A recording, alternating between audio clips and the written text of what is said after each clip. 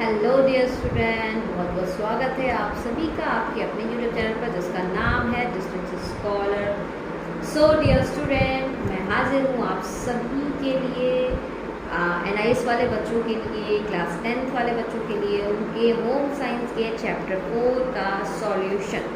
सो dear student, अगर आप में से कोई मेरे चैनल पर नया है और NIS क्लास 10th उसने एडमिशन लिया है, चाहे अप्रैल में लिया हो, चाहे अक्टूबर में लिया हो, चाहे ऑन डिमांड में लिया हो, किसी भी सेशन में आपने एडमिशन लिया है और आपने सब्जेक्ट चूज़ किया है होम साइंस और जिसका कोड है 216 यानी 216, और आपको ये सब्जेक्ट बहुत ज़्यादा पेचीदा लगता है, आपके पल्ले नहीं पड़ रहा है, आपको क्वेश्चन आंसर नहीं समझ में आ रहा है, चैप्टर नहीं समझ में आ रहा है, तो डियर स्टूडेंट आपको बस अपना कीमती समय मुझे देना है और मैं बताऊँगी कैसे होम साइंस आपका one of the most favourite subject बन जाएगा। बस आपको मेरे सारे चैप्टर्स के वीडियोस को देखना है लास्ट तक और आपको मिलेगा कौन कौन से इंपॉर्टेंट क्वेश्चन है, क्या पढ़कर जाना है, क्या नहीं पढ़ के जाना है, क्वेश्चन चैप्टर का ब्रीफ क्या है, ठीक है, कौन से इंपॉर्टेंट क्वेश्चन है, बस और आपका काम वहीं से बन जाएगा और आपके आएंगे सबसे अच्छे मार्क्स आपके होम साइंस सब्जेक्ट में।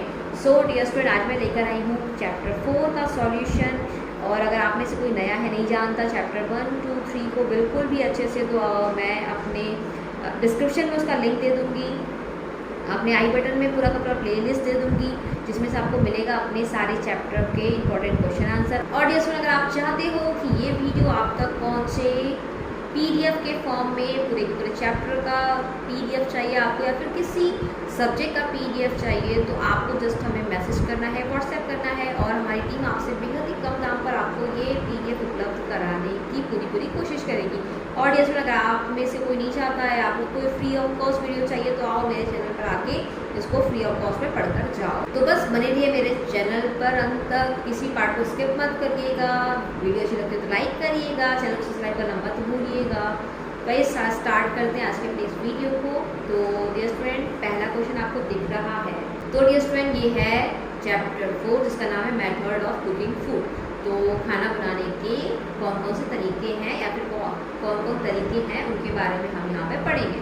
तो देखते हैं पहले क्वेश्चन को। पहला क्वेश्चन क्या कह रहा है, state 1 advantage and 1 limitation of solar cooking. तो सोलर कुकिंग के बारे में आपको एक एडवांटेज और एक डिसएडवांटेज या फिर लिमिटेशन कह लो, दोनों को यहाँ पे ब्रीफ करना है। तो देखो मैंने यहाँ पर लिखा, दोनों को आप पढ़ सकते हो और उसके आंसर को लिख कर आ सकते हो। वैसे तो बहुत ही आसान सा क्वेश्चन है, फिर भी अगर आप में से कोई नहीं जानता इसके एडवांटेज डिसएडवांटेज तो कोई बात नहीं, डिस्टेंस स्कॉलर आपको सॉल्यूशन देगा इसका। देखो मैंने यहाँ पे लिख दिया और देख करके आप लिख सकते हो। और कभी कभी एक नंबर पे पूछ देता है क्वेश्चन, तो पढ़कर चले जाना। देखते हैं क्वेश्चन नंबर 2 क्या कह रहा है, right 3 ways of preventing nutrient loss while cooking green vegetable. तो कई बार होता है कि खाना बनाते समय आप बहुत अच्छे न्यूट्रिशन लेकर के खाना बना रहे हो, ठीक है, लेकिन क्या होता है खाना बनाते समय आपका आधा से ज़्यादा 90%, 50%, 60% न्यूट्रिशन जो होता है लॉस हो जाता है और जब आप वो फूड कंज्यूम करते हो तो आपको केवल 10 या 5% ही उसका बेनिफिट मिलता है। तो ऐसे कौन कौन से तरीके हो सकते हैं जिसके कारण आपका जो खाना है वो कि न्यूट्रिशन लेस हो जाए, ठीक है। तो ये 3 तरीके हैं, मतलब ज़्यादा देर तक हमें खाने को कवर करके नहीं रखना चाहिए, ठीक है, ज़्यादा पानी नहीं डालना चाहिए, ऐसे करके कई सारे जो आपके मेथड है। देखो मैंने 3 लिखा है यूजुअली, इनको आप पढ़ लेना और लिख कर आना। आप बढ़ते हैं अपने तीसरे क्वेश्चन की और तीसरा क्वेश्चन कुछ इस तरीके से है, list 5 advantage of cooking food. तो आपको 5 एडवांटेज लिखने हैं। तो ठीक है, इसके तो कई सारे एडवांटेज हो सकते हैं कि आपको ऐसा तो कोई है नहीं कि बिना कुक किए खाना खाएगा। हम में से आदि मानो तो कोई है नहीं कि कच्चा खाना खा जाएगा। सभी को अभी कुकिंग फूड चाहिए। भी कुकिंग फूड के इतने वैरायटीज़ हैं, स्टीम हो गया और उसको फ्राइड कर लो, ठीक है, कई सारे इसके मेथड आ गए हैं। लोगों को अलग अलग टेस्ट का खाना चाहिए, तो कई सारे एडवांटेज हैं, ठीक है। केवल टेस्ट का एडवांटेज नहीं है, और भी बहुत सारे एडवांटेज है कि खाना अगर पका हुआ होता है तो डाइजेस्ट जल्दी होता है, फ्लेवर तो अच्छे आते ही खाना के बाद, ठीक है। आपको खाना को पका करके कई दिनों तक सेव रख सकते हो। तो ऐसे करके कई सारे इसके अपने ही एडवांटेज है, अपने ही बेनिफिट है, तो एक बार देख के पढ़ लेना, ठीक है। और बढ़ते हैं क्वेश्चन नंबर 4 के। क्वेश्चन नंबर 4 यहाँ पर है, Dulma prepared cabbage salad for herself, whereas Mohan cooked cabbage for his meal. Who got more vitamin C from the cabbage? तो आपको यहाँ पर 2 लोगों का कंपेयर बताया है कि दोनों क्या कर रहे हैं, कैबेज यानी पत्ता गोभी से कुछ ना कुछ पका रहे हैं। तो एक पका रहा है सलाद और एक पका रहा है सब्जी, ठीक है। तो क्वेश्चन यहाँ पर ये है कि विटामिन सी मिलता है आपके कैबेज से। तो किसको ज़्यादा यहाँ पे विटामिन सी मिलने वाला है, ठीक है, यही क्वेश्चन है बेसिकली। तो देख लो, पढ़ लो कौन किसको मिलेगा, और आप भी फिर इसी तरीके को अपनाना। उस कैबेज को आपसे ऐसे ही खाना जिससे आपको ज़्यादा अमाउंट में न्यूट्रिशन मिलने वाला है, ठीक है।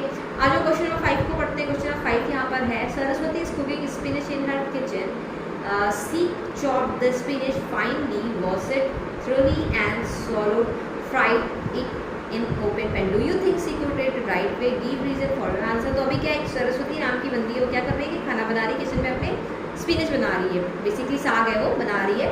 उसने पहले उसको बहुत ही चॉप किया, मतलब काटा उसको छोटे छोटे टुकड़ों में, फिर कई बार वॉश किया, ठीक है, फिर उसको फ्राई वाई करती है वो पैन में। तो आपका क्वेश्चन यहाँ पे अराइज हो रहा है कि क्या आपको लगता है कि खाना पकाने का सही तरीका है? यस तो आपको यहाँ पे आंसर देना है कि हाँ बताओ क्यों, नहीं तो नहीं, ठीक है। तो यहाँ पर बेसिकली यही क्वेश्चन है, देख के अगर आंसर पढ़ दो तो समझ में आ जाएगा, इतना डिफिकल्ट क्वेश्चन नहीं है। चलो आप पढ़ते हैं आगे क्वेश्चन नंबर 6 की। और क्वेश्चन नंबर 6 कुछ इस तरीके से है, यहाँ पर write two advantage of using left over food. तो आपको यहाँ पर 2 एडवांटेज लिखने हैं बचे हुए खाने के। तो दोनों एडवांटेज को मैंने यहाँ पे लिख दिया है, देख के पढ़ लो एक बार, ठीक है, और लिख देना उसको आंसर भी। अब देखते हैं क्वेश्चन नंबर 1 क्या कह रहा है, mention only 2 food which can be prepared by shallow frying. So dear student, यहाँ पर एक मेथड का नाम दिया जिसके थ्रू आप एक खाना तैयार कर सकते हो, स्वैलो फ्राइंग। तो इसके तहत आप कौन कौन से खाने को तैयार कर सकते हो, तो उसका 2 आंसर मैंने यहाँ पे लिखा है, मतलब 2 एग्जाम्पल कह लो दिया है, इसके तहत आप इस प्रिपरेशन के थ्रू इसको बना सकते हैं। क्वेश्चन नंबर 9 की बात करें, क्वेश्चन 9 कुछ इस तरीके से, name any 3 food method which can be prepared by grilling.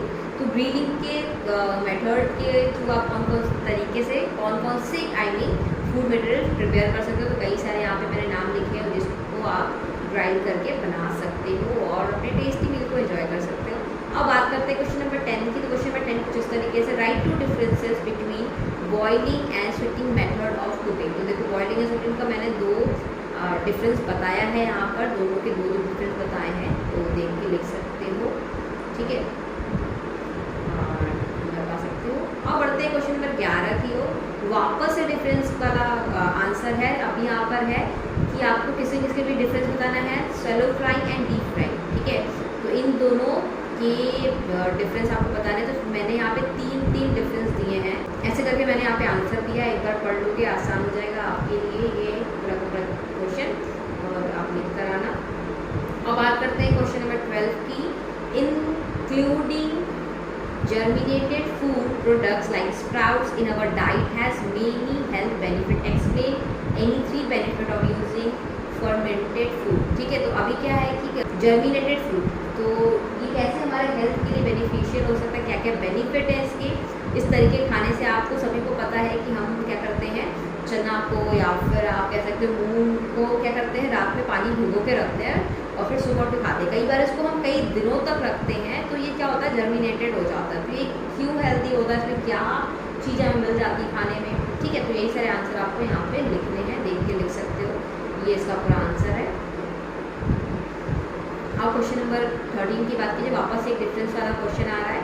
तो अभी किसके बीच आपको डिफरेंस बताना है, बेकिंग एंड रोस्टिंग, इन दोनों के बीच में, इन दोनों कुकिंग मेथड के बीच में आपको बेसिकली आंसर बताना है कि बेकिंग और रोस्टिंग कैसे एक दूसरे से डिफरेंट है। और बस अब बात करते हैं क्वेश्चन नंबर 14 की। 14 कुछ इस तरीके से दिया, student name the best method of cooking. तो आपको एक ऐसे मेथड के बारे में लिखना है यहाँ पे कि जो बेस्ट कुकिंग मेथड हो, बेस्ट इन द सेंस जिससे आपका जो हायर अमाउंट में आप कह सकते हैं न्यूट्रिशन आपकी बॉडी को मिले, ठीक है, खाना टेस्टी भी रहे, हेल्दी तो रहे ही रहे, ठीक है। ऐसे करके आपको उस बेस्ट कुकिंग मेथड को बताना है, ठीक है। आओ क्वेश्चन नंबर 15 को देखते हैं अभी।